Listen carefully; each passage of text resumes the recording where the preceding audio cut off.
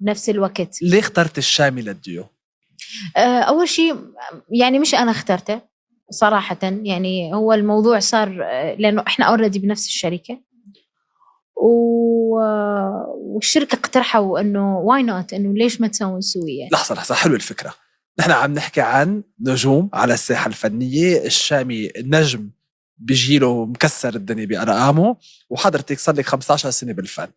تعالي نحكي فاتت الشركة كيف بدها تجمع، يعني كيف بدها تخبرك انه تعالي نعمل ديو، وكيف بدنا نحكي معه لحتى نقول له مع رحمة نعمل ديو. شو صار؟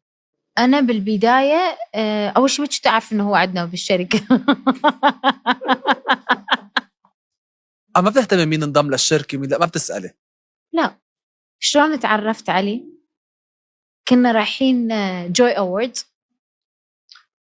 كنت أنا أحب له إذا تتذكر، فشفته بصالون الشرف. هنا أنا عرفت إنه الشامي ويانا بالشركة اللي عنده دخل وياه وسام شرطوني. فقالوا لي شو رحمة تتوقعين الشامي يربح؟ قلت لهم إيه؟ كان منزل يا ليل ويا العين، كسرت الدنيا. إيه.